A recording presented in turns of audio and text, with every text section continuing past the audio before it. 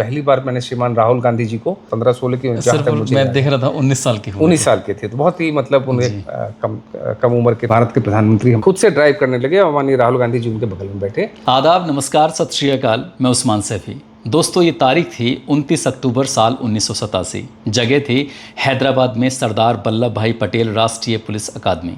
1985 batch के जो IPS officer होते हैं उनकी ट्रेनिंग कंप्लीट हो जाती है। जब ट्रेनिंग कंप्लीट होती है तो पीओपी यानी कि पासिंग आउट परेड, यहाँ पर दीक्षांत समारोह होता है। और जब दीक्षांत समारोह होता है तो उसमें न केवल आईपीएस ऑफिसर होते हैं बल्कि उनके परिवार के सदस्य भी होते हैं। परिवार के सदस्य के साथ साथ वहाँ पर एक चीफ गेस्ट भी आते हैं, और जो चीफ गेस्ट आते हैं तो उनको नए प्रशिक्षु जितने भी होते हैं आईपीएस, उनको एक सलामी देते हैं। इसके लिए जब नए प्रशिक्षकों को ये पता चलता है कि उनके चीफ गेस्ट जो होंगे वो भारत के प्रधानमंत्री श्री राजीव गांधी जी होंगे, तो बहुत ज़्यादा एक उत्साह का माहौल था। उत्साह का माहौल इसलिए था क्योंकि राजीव गांधी जी को अक्सर उन्होंने सुना था, उनकी बातें सुनी थी, लेकिन फ़ेस टू फेस मिलने का आज पहला अवसर था। लेकिन बात खुशी की थी, और बात खुशी में फिर नाराज़गी हो जाती है। नाराज़गी इसलिए भी हो जाती है, जब परेड दी जाती है तो पुलिस के हाथ में एक बंदूक होती है, उस राइफ़ल पर एक चाकू नुमा एक हथियार होता है, जैसे चाकू होता है, उसको हिंदी में बोलते हैं संगीन और अंग्रेज़ी में उसका नाम होता है बायोनेट।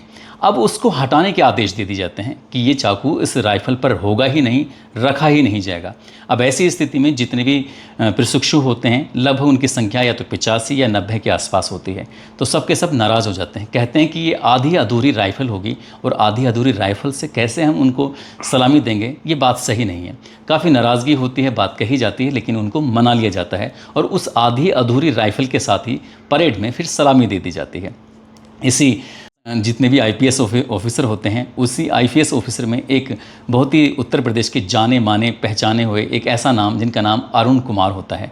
अरुण कुमार जी भी उसमें शामिल होते हैं, और पहली बार उनका राजीव गांधी जी से आमना सामना होता है। इसके बाद फिर 2-3 और चांस ऐसे आते हैं जब उनका आमना सामना होता है, मुलाकात होती है। मुलाकात कुछ ऐसी होती है कि पहले तो राजीव गांधी जी नाराज़गी व्यक्त करते हैं, गुस्सा होते हैं। उसके बाद फिर उन्हें अपनी उस बात का कुछ एहसास होता है। जब एहसास होता है तो फिर उनसे वो कुछ इस तरह से अंदाज़ में बात करते हैं जैसे कि कोई किसी से सॉरी बोलता है या माफ़ी मांगता है। लेकिन वो माफ़ी नहीं थी, लेकिन हाँ, वो अपनी बात के कहे पर कुछ शर्मिंदा ज़रूर फील कर रहे थे। क्या था वो पूरा किस्सा, कैसे हुई थी मुलाकात, और उसके बाद जब यहाँ से आईपीएस की ट्रेनिंग ले ली जाती है तो 1985 बैच के आईपीएस ऑफिसर अरुण कुमार जी से राजीव गांधी जी का जब सामना होता है। आज हमारी अरुण सर से दूसरी मुलाकात है। पहले हम एक किस्सा सुना चुके हैं, जब वो भेष बदलकर ट्रक में बैठ जाते हैं, और ट्रक में बैठने के बाद किस तरह से जो पैसे का लेन देन का भ्रष्टाचार खोलते हैं। और आज हमारी सर से सेकंड मुलाकात है। उत्तर प्रदेश में उनको उनके काम के नाम से इतना जाना जाता है, पहचाना जाता है कि पूरे उत्तर प्रदेश पुलिस में कहीं भी आप नाम ले सकते हैं अरुण कुमार जी, तो लोग बड़े सम्मान के साथ नाम लेते हैं। और आप इसलिए भी उनको जानते पहचानते होंगे क्योंकि एक फ़िल्म आई थी शहर, जिसको अरशद वारसी ने मुख्य किरदार निभाया था। एक फ़िल्म आई थी तलवार, जिसमें इरफान खान ने वो किरदार निभाया था। तो वो फिल्म जो बनी थी दोनों, वो आप ही के जीवन पर फिल्म बनी हुई थी। सर, आपका एक बार फिर से नमस्कार। Thank you. और मुझे वाकई बहुत मतलब प्राउड फील हो रहा है आपके साथ बैठने में। और प्राउड फील इसलिए हो रहा है कि मैं आपको छोटा सा किस्सा, इससे पहले कि हम उस किस्से पाएँ, आपका देहरादून में प्रोग्राम चल रहा था, क्राइम को लेकर ही वहाँ पर एक डिबेट चल रही थी। उसमें बड़े बड़े ऑफिसर आए हुए थे, जबकि आप तो रिटायर हो चुके हैं। रिटायर होने के बाद आप इसी तरह से जैसे आप बैठे हुए हैं, तो ऐसे बैठे हुए थे। वहाँ पर एक फ़िल्म बनी थी भोकाल में, नवनीत सेकारा जी के ऊपर बनी थी। तो नवनीत सेकारा जी जब माइक लेते थे, जब उनके हाथ में माइक आता था, तो हमेशा वो आपकी तरफ मुखातिब होते थे, और मुखातिब होने के बाद आपसे कहते थे, सर क्या मैं बोल सकता हूँ। तो उनकी भी एक अपनी अपनी बड़ी ख्याति है, और वो अभी फ़िलहाल एडीजी के पोस्ट पर हैं, है ना। तो उसके बावजूद भी वो आपसे कहते हैं कि सर मैं क्या बोल सकता हूँ। तब मुझे पहली बार एहसास हुआ कि आप बड़े दमदार किस्म के ऑफिसर रहे हैं। तो किसी की विनम्रता है इसमें, हमारे दमदार होने की क्या बात है। नवनीत काफ़ी विनम्र अधिकारी है। तो शुरू करें? जी सर। ये आपने जो कहानी कहा, ये कुछ ऐसा संयोग है कि जो हमारा बैच है उसका माननीय श्री राजीव गांधी और उनकी माताजी से भी कुछ हमारा संबंध है। क्योंकि हम लोग जो 85 बैच के हैं, तो हमारा यूपीएससी का एग्जामिनेशन जो है, मेन एग्जामिनेशन, एक प्रीलिम्स होता है, एक मेंस होता है, उसके बाद इंटरव्यू होता है। तो हम लोगों का मेन एग्जामिनेशन जो है वो 2 नवंबर 1984 से था। और दुर्भाग्यवश जो है वो 31 अक्टूबर 1984 को तत्कालीन प्रधानमंत्री माननीय इंदिरा गांधी जी की हत्या जो है वो दिल्ली में हो गई थी, और उसी कारण जो है वो पूरा यूपीएससी एग्ज़ाम जो है वो कैंसिल करना पड़ा हमारे बैच का, और वो पोस्टपोन्ड होकर 1-1.5 महीना बाद हुआ था। तो वो परिस्थितियां, हम जब एग्ज़ाम ही दे रहे थे तो वो परिस्थितियां सुरक्षा का बन रहा था, जिसमें कि किसी भी भारत के प्रधानमंत्री की जो है वो हत्या जो है वो पहले हुई थी। तो सुरक्षा के दृष्टिकोण से जो है वो प्रधानमंत्री की सुरक्षा बहुत महत्वपूर्ण हो गई थी, और उसी कारणों से जो है वो नए संगठन भी बाद में धीरे से बने, जिसको हम लोगों ने स्पेशल प्रोटेक्शन ग्रुप कहते हैं। एसपीजी आज भी बहुत ही एक गौरवशाली और एक बहुत अच्छे संगठन के रूप में उभरा है, जो हम लोगों के संगठन में आने के बाद बना था। और आप जैसा जिक्र कर रहे हैं कि उस परीक्षा में पास करने के बाद फिर हम लोग आईपीएस हुए। हम लोगों ने मसूरी में पहले ट्रेनिंग ली और फिर हम हैदराबाद आए, और हैदराबाद में हमारा जो प्रशिक्षण था वो 2 चरणों में हुआ, फेज हम लोग कहते हैं। फेज 1 पहले हमने पूरा किया, फिर जो मैं उत्तर प्रदेश काडर एलोकेट हुआ तो हम यूपी आए, और यूपी में डिस्ट्रिक्ट ट्रेनिंग करने के बाद फिर हम वापस गए, तो हमारा सेकेंड फेज ऑफ ट्रेनिंग हुआ, जिसके बाद हमारी पासिंग आउट परेड हुई दीक्षांत समारोह में।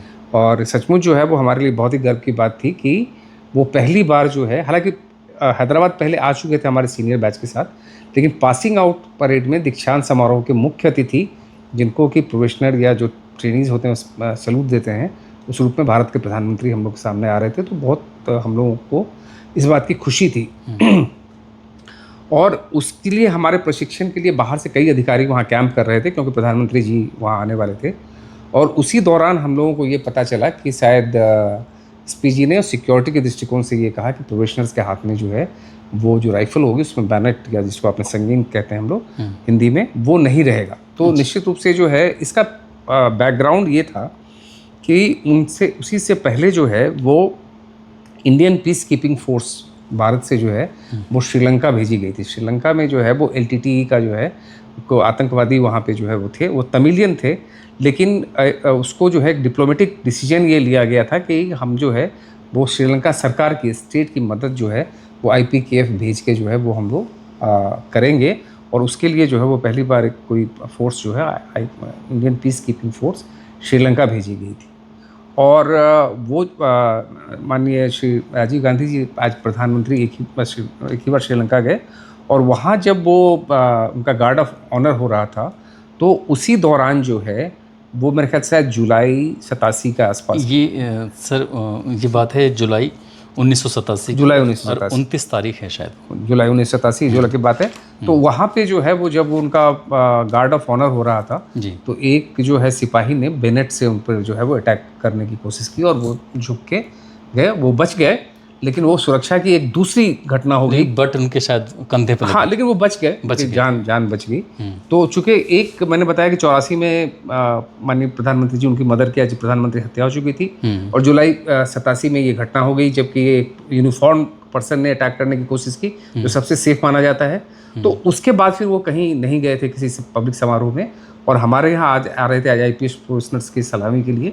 तो ये सुरक्षा दृष्टिकोण से ये लिया गया था कि पता नहीं मानसिक स्थिति में किसका क्या हो, तो ये हुआ था कि ये जो है वो बैनेट या संगीन जो है वो राइफल नहीं लगाई जाएगी। तो ये ठीक है, वो बात हुई। हम लोग तो नए लोग थे, बच्चे थे ही, एज IPS हम लोग तो पहली पासिंग आउट पड़े। आपकी बात रोकते हो सर, क्योंकि आप IPS हैं और इससे बड़ा कोई सुरक्षा के लिए शायद कोई पद होता भी नहीं होगा, तो ऐसी कंडीशन में आप पे ही विश्वास नहीं कर रहे हैं, तो फिर आम लोगों पे कैसे? नहीं, ऐसा है ना, नाराजगी की शायद यही वजह हो। ये तो ऐसा है ना कि सुरक्षा का जो परिदृश्य है वो बदलता रहता है जी, कभी एक सुरक्षा परिदृश्य नहीं रहता, और सुरक्षा परिदृश्य को देखते हुए बहुत बड़े बड़े डिसीजंस किए जाते हैं, बहुत लोगों को जो है वो रोकना पड़ता है, नहीं लाते हैं। हम लोगों ने बहुत से ऐसे बाद में सुरक्षा की बहुत सारी ऐसी जो है वो घटनाओं को देखा किया, इसमें बहुत सारे लोगों को जो है वो हम लोगों ने मना किया, आने से रोका, कई लोगों को जो है वो एयरपोर्ट पे ही रोक दिया, उनको आने ही नहीं दिया, वहाँ पे किसी को ट्रेन में रोक लिया, बड़े बड़े VIPs को रोक लिया कि सुरक्षा, आपका सुरक्षा दृष्टिकोण से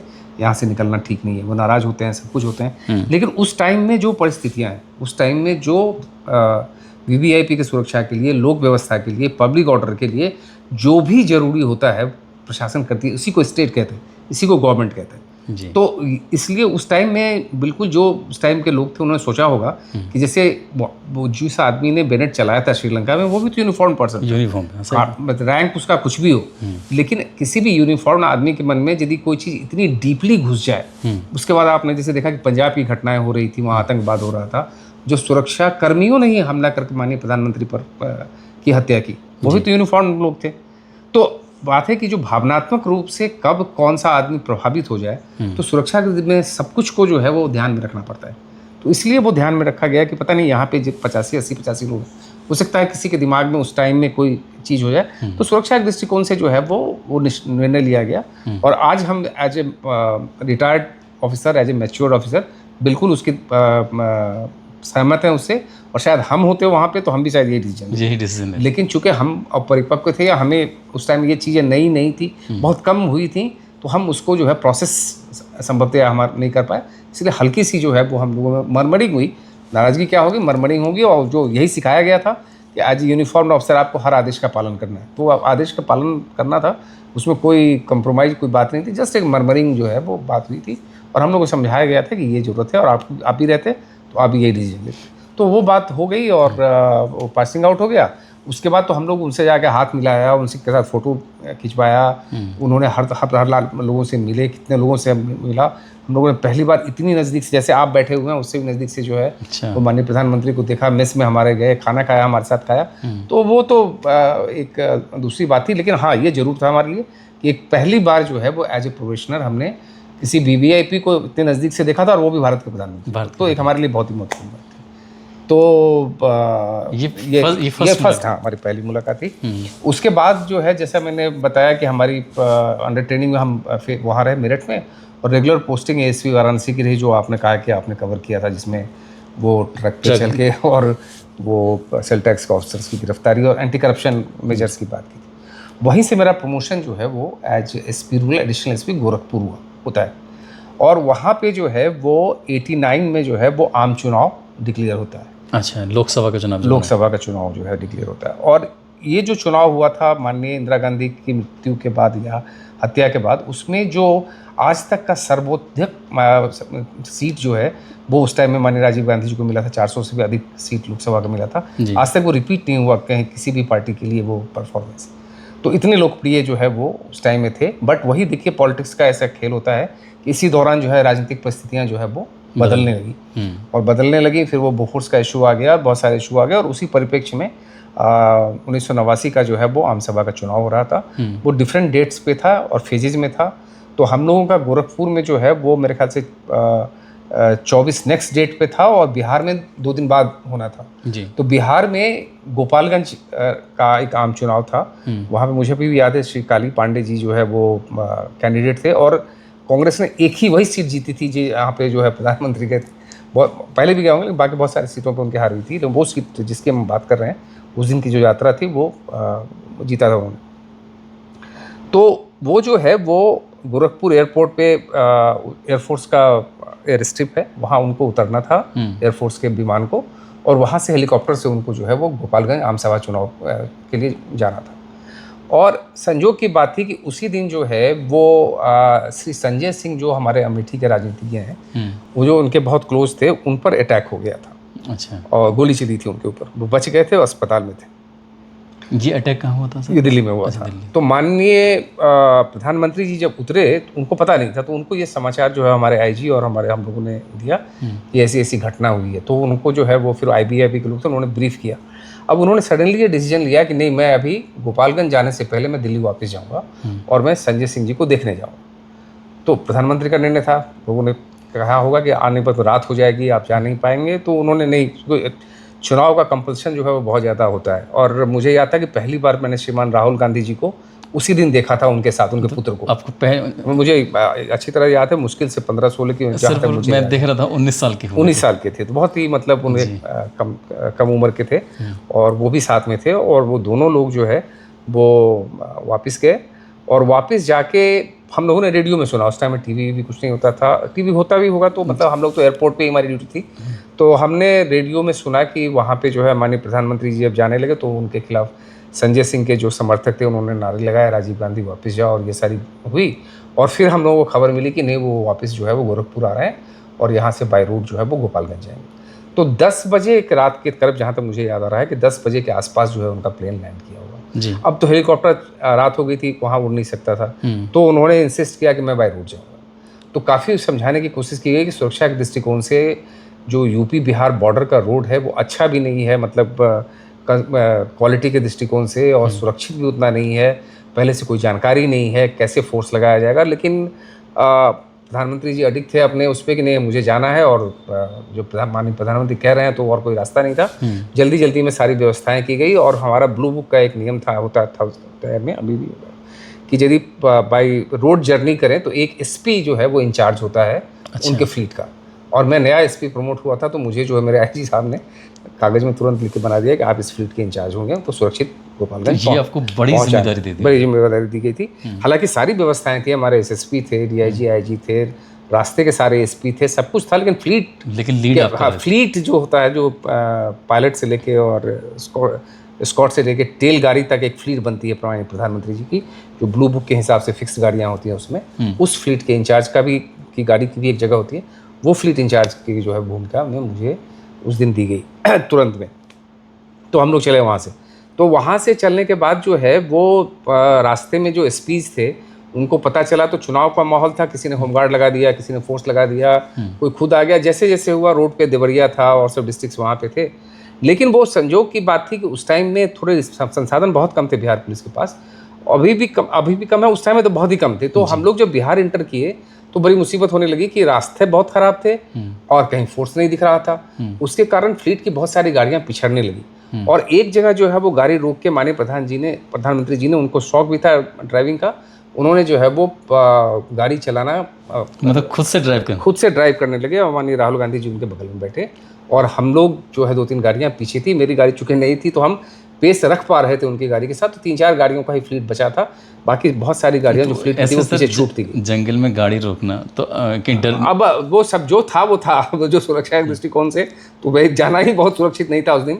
लेकिन तब हम लोग सुरक्षा में ये भी कहते हैं कि यदि अननोन है, जिस किसी ने भी कोई प्लान करेगा प्रधानमंत्री जी के लिए, उसको पता ही नहीं होगा कि प्रधानमंत्री आ सकते हैं। अच्छा, यदि पहले से कोई चीज़ पता होती है तब आप प्लान करते हैं, लेकिन टोटल अननोन और इमीडिएट लिया गया डिसीजन में ये भी था कि कोई प्लान नहीं कर पाएगा, तो उस ढंग से जो है वो एक थोड़ी जो है वो कम हो जाती है असुरक्षा की संभावना।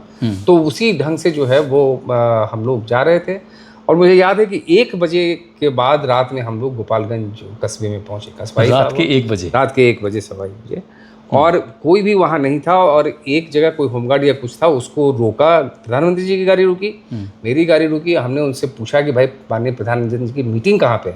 उन्होंने कहा कि भाई राजीव गांधी की मीटिंग का है तो उसने बताया रास्ता कि ऐसे जाना है, और हम लोग वहाँ गए। और अच्छा क्या था कि उस टाइम में वायरलेस कम्युनिकेशन में 2 स्टेट गवर्नमेंट के बीच के जो चैनल्स थे उनका कम्युनिकेशन था, वो था, तो प्रॉपर कम्युनिकेशन हमारा नहीं हो रहा था। जैसे टेक्नोलॉजी आज की है वैसे नहीं थी। बिल्कुल नहीं। आज तो व्हाट्सएप है, मोबाइल है, बहुत सारी चीज़ें हैं, आप तुरंत खबर कर सकते हैं, बात कर सकते हैं। उस टाइम में नहीं था, वो वायरलेस के चैनल डिफरेंट हुआ करते थे।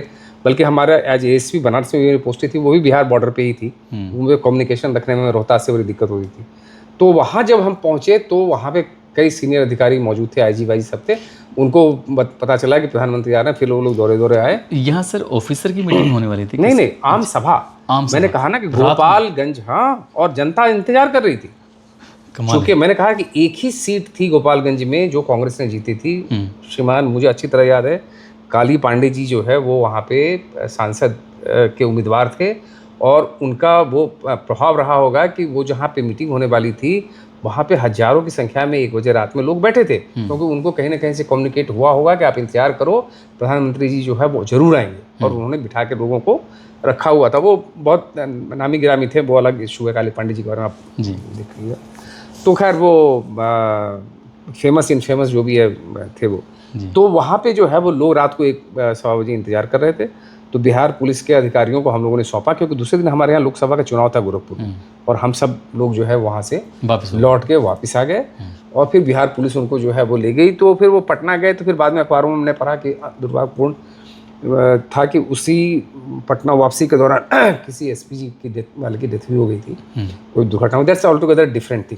तो ये हमारी जो है वो उनसे दूसरी जो है वो और Second मुलाकात। मतलब चांस की बात थी कि फिर वही नज़दीक से और गाड़ी से चलना और करना वो मुलाकात होगी, जिसका कोई वो नहीं था। अब हमारी मैं वहाँ से प्रमोट होता हूँ गोरखपुर से एसपी सिटी कानपुर, अच्छा। और ये बात है मेरे ख्याल से मैं शायद 90 के अंत में प्रमोट हुआ था, 91 के आसपास की बात है, जहाँ पे जो है वो ये हुआ था कि वो एक करेंगे रोड शो, आज को जिसको रोड शो कहते हैं, उस टाइम में रोड शो था नहीं, पर उन्होंने कहा कि वो जो है चलेंगे और रैली होगी और रोड पे जो है वो चलेंगे। अब वो आज तो बहुत कॉमन हो गया है रोड शो करना, उस टाइम में पॉलिटिशियंस के लिए इतना फ्रिक्वेंट रोड शो करना और इतना बड़ा रोड शो करना जो है वो काम नहीं था, बहुत सुरक्षा के लिए बहुत। और कानपुर उस टाइम में सबसे बड़ा शहर हुआ करता था उत्तर प्रदेश का, गाजियाबाद नोएडा कुछ नहीं था, और एक एसपी सिटी हुआ करता था, एक एसएसपी हुआ करता था। आज वहाँ कमिश्नर पुलिस बैठते हैं, बहुत सारा आईपीएस अधिकारी। तो सुरक्षा की व्यवस्था के बहुत सारे जो चैलेंजेस थे, खैर वो हम लोगों ने किया, लेकिन वो था कि वो रोड शो के कारण उनको जो है जो चुनाव में हार मिली 89 में, उनके दिमाग में कहीं ना कहीं से ये घिर गया कि उनके हार का एक बहुत बड़ा कारण ये है कि वो सुरक्षा घेरों में, चूँकि एसपीजी नई बनी थी और सारे नए नए प्रोटोकॉल हुए थे, कि तो सुरक्षा कर्मी ने उनसे जनता को दूर कर दिया। वो शायद वो सुरक्षा कारणों से जनता से दूर हो गए, वो भी वन ऑफ द फैक्टर्स जो चूँकि बाद में उन्होंने खुद मुझे बताया, मैं बताता हूँ आपको। तो उनके दिमाग में ये था कि ये जो है वो एक कारण है, तो उन्होंने कहा कि नहीं, कोई पुलिस वाले जो है हम नहीं रोकेंगे और जनता को आने दीजिए। और कोई जो है वो बोनेट पे आ रहा था और वो खड़े थे, किसी से हाथ मिला रहे थे, किसी को माला फेंक रहे थे, जो आजकल तो बहुत कॉमन दिखता है, लेकिन उस टाइम में बहुत कम था। उनकी सुरक्षा हमेशा से एक समस्या मतलब थी, चैलेंज था, जो कंट्री के सर्कमस्टांसेस थे वो बहुत बदले नहीं थे 91 में भी। तो हम लोगों ने पूरी कोशिश की और वो डांटते रहे कि नहीं नहीं नहीं आप हटो यहाँ से, और आप लोगों के कारण जो है वो ये होता है, पुलिस वाले नहीं आने देते हैं हमारे लोगों को। पूरे रास्ते उनके जो है, आप पब्लिक को रोकने की कोशिश कर हम रहे हैं? पब्लिक को उस गाड़ी तक, उनकी गाड़ी तक जो है वो रोकने और उनको छूने का जो प्रयास होता था, और उनका कपड़ा पकड़ने का जो प्रयास होता था। कुछ भी पब्लिक तो उस टाइम में कुछ भी करती है ना, पहुंच नहीं पाती है तो कपड़ा ऐसे पकड़ लेती है, कुछ कर लेती है।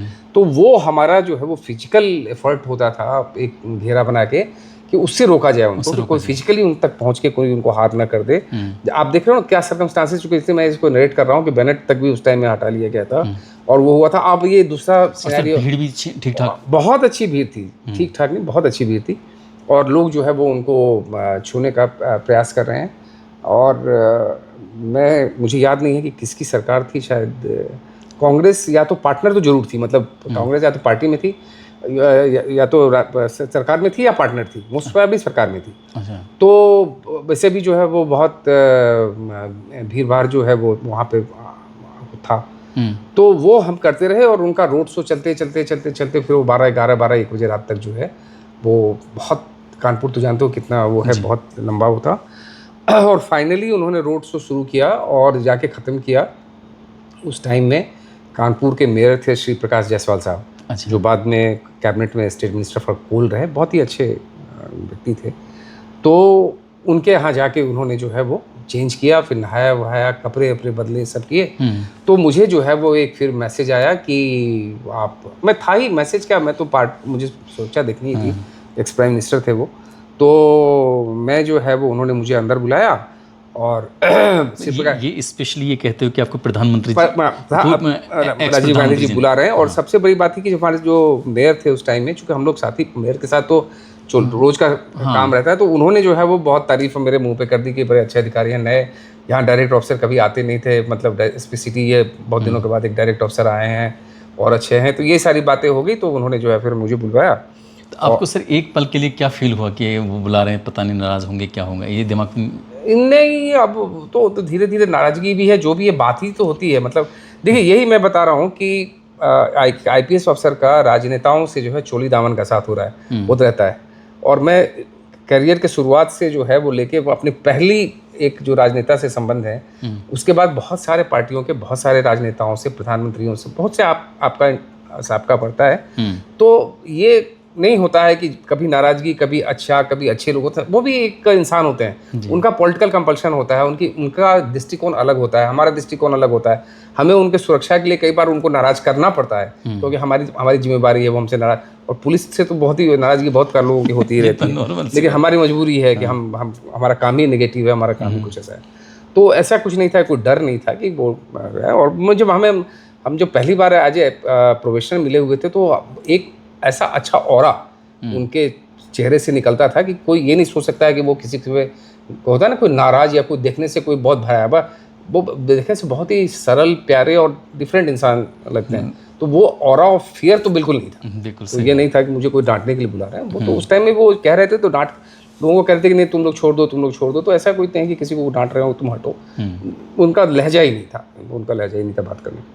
हर इंसान का अपना अलग होता है, तो वो कोई डर नहीं था। फिर मैं हम गए और फिर उन्होंने जो है नेचुरली अंग्रेजी में जो है बात करते थे उस टाइम, तो उन्होंने जो है हमें समझाने की कोशिश की कि वो इलेक्शन, तो मैंने उनको जो है वो मुझे भी मौका मिल गया तो मैंने पूरी बात बताई कि कैसे वो हमारे चीफ गेस्ट थे, कैसे मैंने गोरखपुर की घटना उनको याद दिलाई कि कैसे रात को वो गए थे। तो एक सडनली उनके दिमाग में वाला चाचा यू आर देयर। तो फिर जो है वो उन्होंने कहा, फिर मैंने बताया कि फिर आप जो आज फिर मुलाकात हो रही है और सर ये सिक्योरिटी के दृष्टिकोण से तो अच्छा नहीं है, मतलब इतना नज़दीक आना और हम आपकी लाइफ जो है ज़्यादा इंपॉर्टेंट है। फिर वो अपनी तरफ से कहते रहे कि वो होने के बावजूद भी जो है पॉलिटिशियन की लाइफ होती है और जनता कट जाती है, वो हमें वोट से ही जीतते हैं। तो वही सारी बातें होंगी और मेरे ख्याल से लेट नाइट अर्ली मॉर्निंग करीब 4-5 बजे वो जो है वो चकेरी एयरपोर्ट से कानपुर से वो चले गए।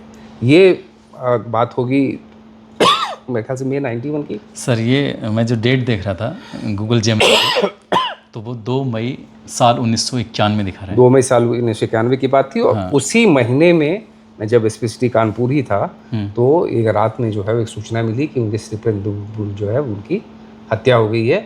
और वहाँ भी वही परिस्थितियाँ थी कि इतने नज़दीक जो उनके भीड़ आ गई और उन्होंने जो है वो ह्यूमन बॉम्ब ने जो है वो, याद है आपको सर थोड़ा सा? हाँ मुझे अच्छी तरह से याद है कुछ कि मैं एसपीसीटी कानपुर था, मैं था या छुट्टी पे था मुझे ध्यान नहीं आ रहा है, बट वो जो है वो रात के 9-10 बजे थे शायद।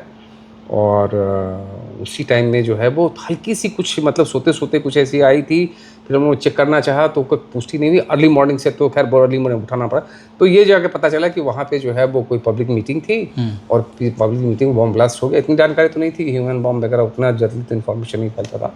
बॉम्ब ब्लास्ट हो गया और श्री राजीव गांधी नहीं रहे।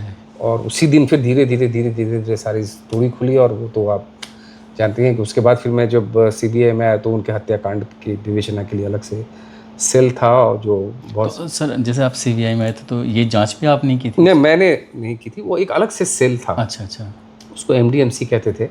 जो ये 91 की बात है और मैं 10 साल के बाद करीब आया हूँ। तो वो तो विवेचना और सारे उस पर फिल्में बन चुकी हैं, किताबें लिखी जा चुकी हैं, कार्तिकेयन साहब थे और वो सारे के, बट उसका जो फॉलोअप एक्शन था वो चलता था एडिशनल चार्ज। मैं जैसे वो था इंचार्ज स्पेशल क्राइम इंचार्ज, जब मैं CBI का था तो MDMC का भी चार्ज मेरे पास होता था। तो उस टाइम में फॉलोअप एक्शंस जो है वो होते थे राजीव गांधी हत्याकांड की। बहुत सारे मतलब एक था कि कॉन्स्पिरेसी थी ये, मतलब उस टाइम जो जब मैं MDMC था तो ये बात होती थी कि ये एक लार्जर कॉन्स्पिरेसी है था जो नहीं हो सका और इसको सॉल्व करने की प्रयास करना चाहिए। तो उसके तहत जो है वो कोई चिट्ठियाँ उठे लिखी जाती थी, बड़ी फॉर्मल टाइप की चीज़ें जो है वो होती थी, तब जाके जो है वो विवेचना वहाँ से समाप्त हुई।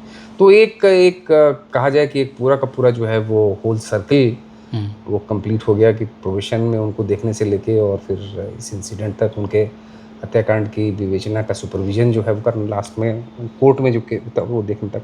तो ये जो है वो एक इंसिडेंट था।